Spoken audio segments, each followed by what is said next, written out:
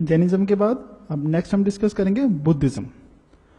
Buddhism का आपने नाम सुना होगा कि महावीर बुद्ध ने इसको शुरू किया था। He was the founder of Buddhism.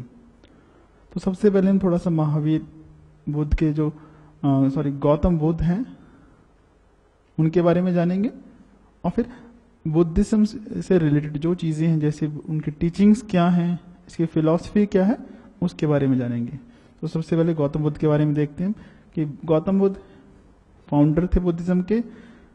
563 Lumbini, ये नेपाल में एक जगह है कपिलवस्तु, वहाँ पे इनका बर्थ हुआ। और शाक्य क्षत्रिय क्लैन, ये वो ट्राइब है जिससे इनका संबंध था, जो कि एक रॉयल फैमिली थी।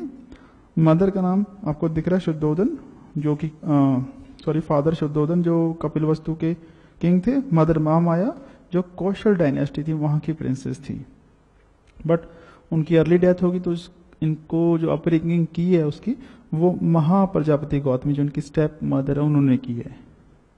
उसके बाद वाइफ यशोधरा है और सन राहुल है।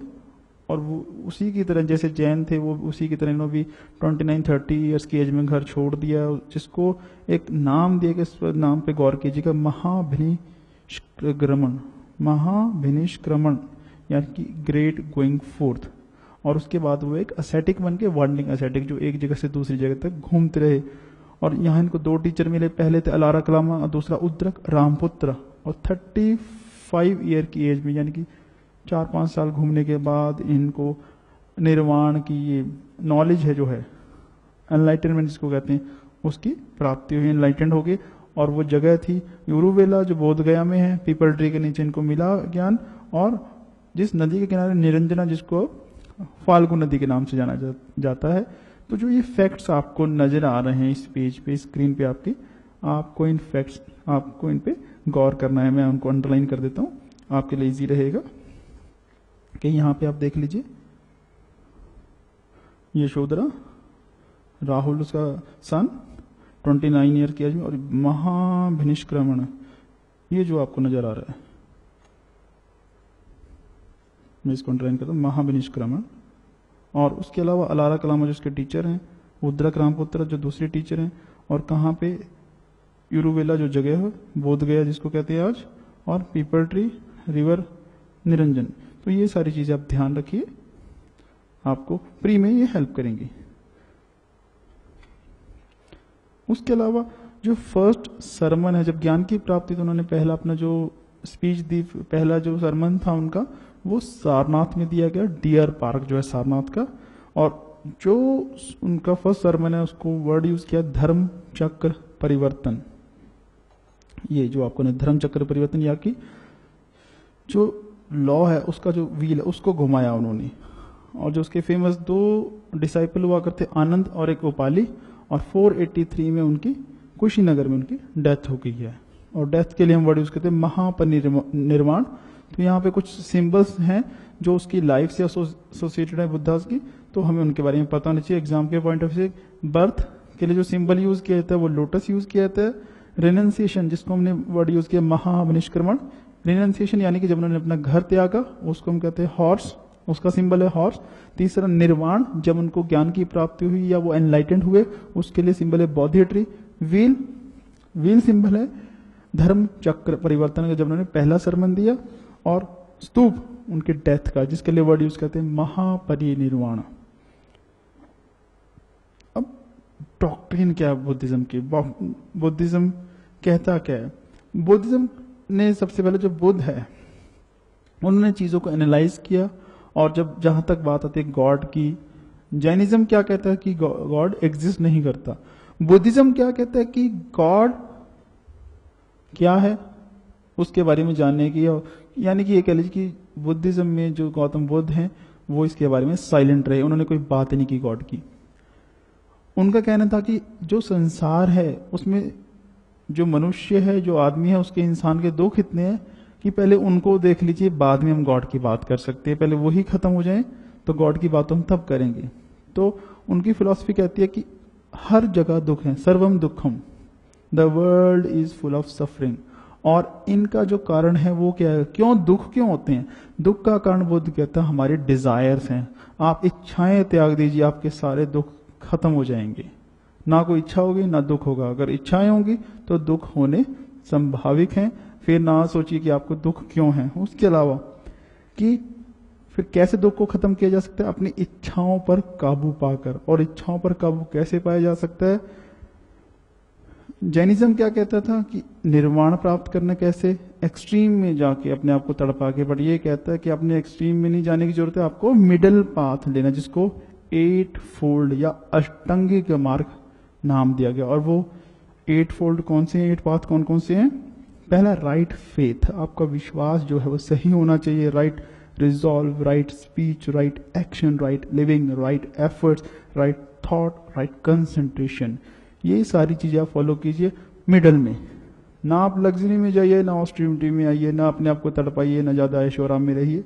मिडल पाथ फॉलो कीजिए और आप ये अटेन कर सकते हैं। और इसके लिए आपको कहीं दूर जंगल में जाने की जरूरत नहीं है, फैमिली के साथ घर में रहते हुए अटेन कर सकते हैं। तो बुद्धिस्ट फिलोसफी यही थी कि जो अल्टीमेट एम है लाइफ का वो यही है कि आपने निर्वाण की प्राप्ति करनी है। वो कि जो लाइफ का और डेथ का जो साइकिल है रीबर्थ का, उससे बाहर निकलने के लिए हमें मोक्ष चाहिए। मोक्ष यानी निर्वाण चाहिए।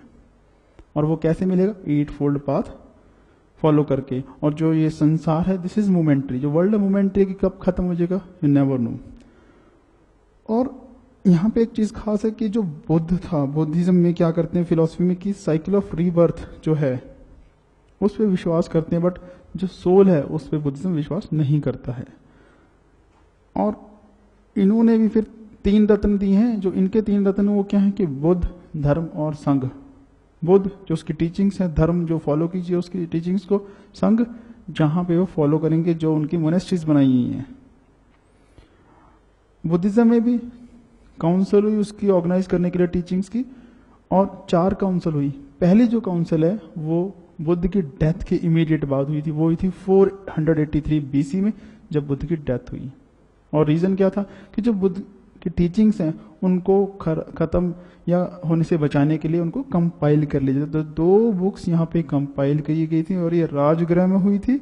और जो 2 बुक्स थी वो कंपाइल आनंद और उपाली ने की थी। एक थी विनय पिटक और दूसरी थी सुत्त पिटक।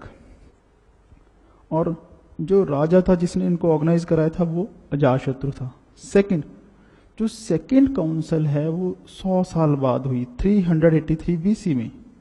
और इसको कराने का रीजन था जो बुद्ध की टीचिंग्स हैं अब लोगों के अंदर उसको लेके आइडियोलॉजिकल डिफरेंसेस आने लगा, मतभेद शुरू हो गए। अब उनको खत्म करने के लिए मीटिंग की गई थी। और ये दूसरी मीटिंग वैशाली में हुई, पहली राजगृह में, दूसरी वैशाली में। और ये कराई किसने? काल अशोक जो किंग था उसने कराई थी। और साबा कमी ने इसको प्रेजाइड किया। और यहाँ पे उन जो डिफरेंसेस है उनकी वजह से 2 ग्रुप में हमें नजर आने लगा। एक वो जो छोटा ग्रुप था जो उसको टीचर मानता था, दूसरा वो जो उसको गॉड की तरह मानना चाहता था, यानी कि थेरावादी एंड महासंघिकास। थेरावादी वो जो छोटा ग्रुप है और महासंघिकास जो बड़ा ग्रुप है। तीसरी मीटिंग अशोक ने करवाई थी 250 बीसी में। और जो इसका प्रेसिडेंट था वो था मोगलीपुत्र टिस्सा। और यहाँ पे क्या हुआ कि जो एक 3rd बुक यहाँ इसमें ऐड की गई वो थी अभिधम्म पिटक। और उसके अलावा यहाँ पे खास बात है कि अशोक ने पहली बार इसको एफर्ट्स किए कि फॉरेन कंट्रीज में मिशनरीज भेजी गई बुद्धिज्म को प्रोपेगेट करने के लिए। उसने श्रीलंका में अपने जो बच्चे थे, एक डॉटर और एक सन, महिंदा सन और संघमित्रा डॉटर, दोनों को वहां भेजा, तिब्बत में मिशनरीज भेजे और दूसरे कंट्रीज में, ताकि बुद्धिज्म को प्रोपेगेट किया जा सके। जो लास्ट मीटिंग है इसकी, लास्ट काउंसिल है, वो कनिष्क ने करवाई थी 78 एडी के करीब। और जो उसकी वेन्यू था वो था कुंडलग्राम। कुंडलग्राम में यानी कि वो कश्मीर में जगह, ये वासुमित्रा और अश्व घोष उन्होंने इसको प्रेजाइड किया है। और यहाँ पे जो रिजल्ट निकला कि जो स्प्लिट आनी शुरू हुई थी, जो डिफरेंसेस आने शुरू हुए थे सेकंड काउंसिल में, यहाँ वो सामने आए और बुद्धिज्म स्प्लिट हो गया 2 पार्ट में, एक हीनयान और महायान। हीनयान यानी कि छोटा स्मॉल ग्रुप और महायान यानी कि बड़ा ग्रुप। और वो क्या था दोनों में डिफरेंस, हीनयान उसको टीचर मानते थे, जो थोड़े लोग थे उसकी टीचिंग्स को फॉलो करते थे, महायान उसको गॉड मानते थे, जो बड़ा काफी ग्रुप हो चुका था। उसकी वजह से बुद्ध में आगे डिफरेंस जाने के बाद और टूटना शुरू हुआ, और हमें 3 मेजर सेक्ट मिलते हैं जिसके फर्दर सब सेक्ट हम देखते हैं। जैसे हीनयान हमने अभी पढ़ा, महायान, बाद में एक और निकला वज्रयान। अगर हीनयान की तरफ जाऊं तो ये वो हैं जो बुद्धा की ओरिजिनल टीचिंग में विश्वास रखते थे। वो कहते कि अगर हमें सेल्वेशन चाहिए तो अपने लिए खुद एफर्ट्स करने पड़ेंगे, इंडिविजुअल सेल्वेशन की, इंडिविजुअल निर्माण की वो बात करते थे।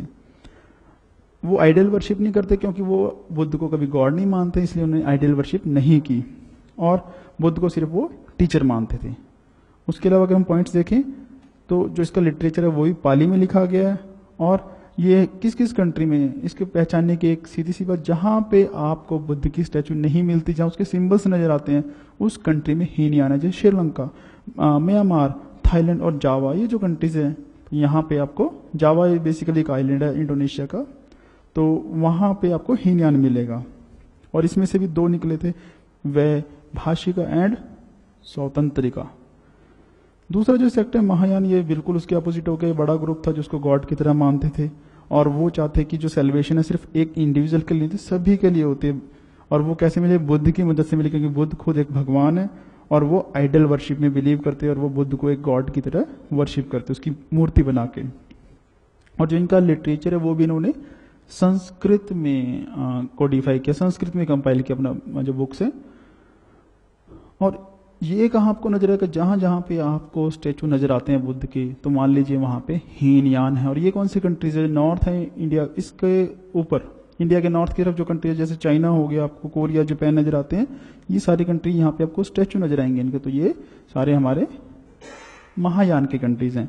और इसमें से जो सेक्ट निकले वो थे एक मध्यमिका, जिसको शून्यवाद कहते हैं, और इसके फाउंडर थे नागार्जुन, और दूसरा था योगचार या विज्ञानवाद, जो मैत्रेयनाथ और उसका एक डिसाइपल था आसंग, उन्होंने फाउंड किया था। उसके बाद जो तीसरा हमें नजर आता है वज्रयान। वज्रयान बेसिकली कुछ नहीं है, जादू टोने से रिलेटेड था, और जैसे हम कहते हैं तांत्रिसिज्म, उस टाइप का ये था। और ये बेसिकली तिब्बत में डेवलप हुआ, और जो ये लोग थे ये वर्शिप यहाँ पे फीमेल डीटीज की किया करते, देवियों की पूजा करने लगे। और जो इनकी चीफ डीटी थी वो थी तारा थी। और ये ईस्टर्न इंडिया पर्टिकुलर जो बंगाल और बिहार का एरिया है वहां पे फेमस हुआ। तभी आपने नाम सुना होगा विक्रमशिला यूनिवर्सिटी, वो इसी के लिए फेमस थी वहां पे, क्योंकि जो तांत्रिसिज्म है, तंत्र विद्या, वो भी बुद्धिज्म का एक पार्ट है। और जो विक्रमशिला यूनिवर्सिटी थी वो तांत्रिज्म के लिए फेमस थी, वहां तंत्र विद्या ही सिखाई जाती थी। इसीलिए जब हम सुनते हैं बंगाल का जादू जो है फेमस है, बंगाल का काला जादू, तो वो सिर्फ इसीलिए क्योंकि वो यूनिवर्सिटी बंगाल में थी, उस टाइम उसको बंगाल कहते थे, आज हम उसको चाहे बिहार कहते हैं। और विक्रमशिला यूनिवर्सिटी में तंत्र विद्या के, तो वो नाम अभी तक चलता है। तो अब हमने देखा कि जैनिज्म और बुद्धिज्म उसके रीजन क्यों राइज हुए थे और स्प्रेड हुए और वो फैले और फिर आगे। Thank you.